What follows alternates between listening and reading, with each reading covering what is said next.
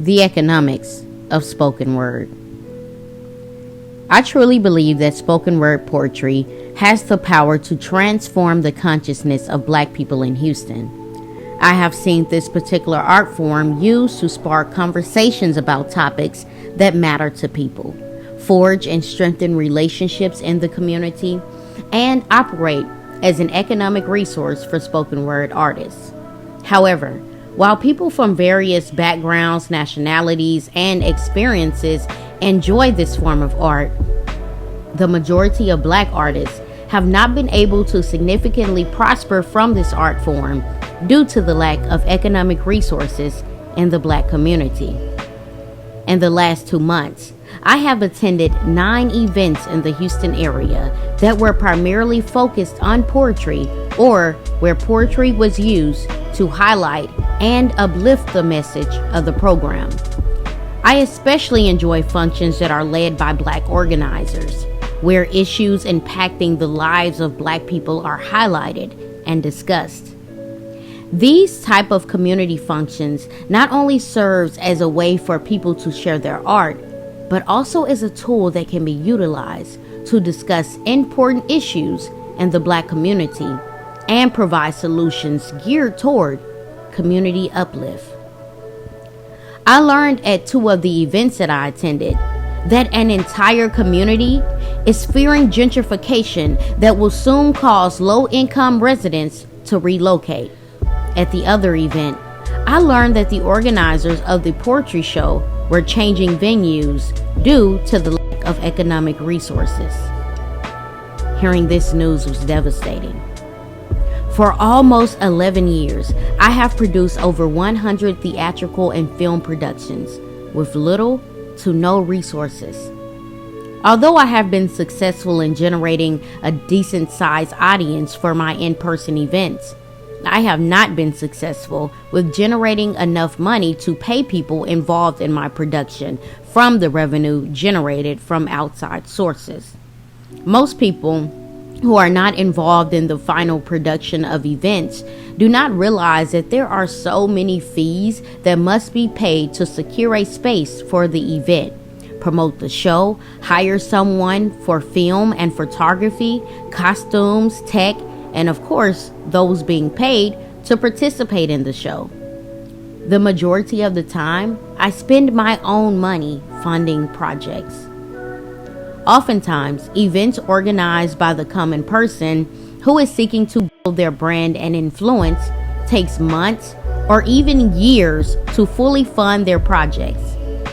It is easy for some people to say that a quick solution is to apply for funding in the form of grants. But if the person or small business does not have the time or certain documentation needed to fulfill the demands of the grantors, then it is nearly impossible for someone to obtain a grant. Not to mention, securing monies for production costs through grants is competitive. Applying for a grant and hoping to raise enough funds is not a reliable option for most people or small businesses. In order for the voices of Black people in the community to truly be uplifted and heard, economic resources are needed to keep people close, literally and figuratively. The constant relocation of people and deprivation of resources in the Black community drive wedges in communication, which will ultimately result in low attendance at community meetings and events.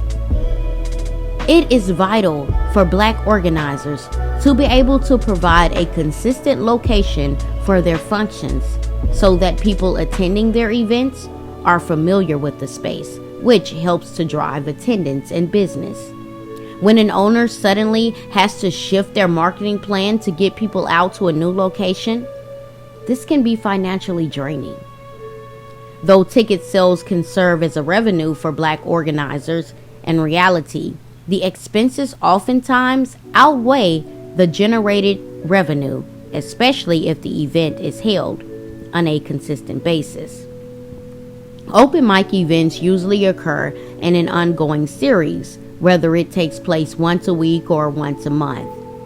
To continue to build an audience does take time and resources, whereas if people in the particular area that the meeting or event is targeted towards are constantly being forced out due to gentrification, then the organizer has to either generate a new audience by engaging the people who are coming into that neighborhood or be forced to relocate. While there is no easy solution to this issue, this problem does provide an opportunity for Black business owners who have a space to work with Black artists and organizers to collectively and creatively come up with ways to drive revenue that will be beneficial to both parties. Depending solely upon white supremacist structures to fund artistic endeavors is not only irresponsible, but blatantly ignorant. It is time for Black people to pull their resources together for the sake of the arts and the Black community. While on my way home from an open mic night at the Shrine of the Black Madonna, the thought of community would not leave my mind. I began to think of how critically important community centers are in the Black community, and think of the many Black entrepreneurs and artists who have been forced out of business due to the lack of economic resources and gentrification.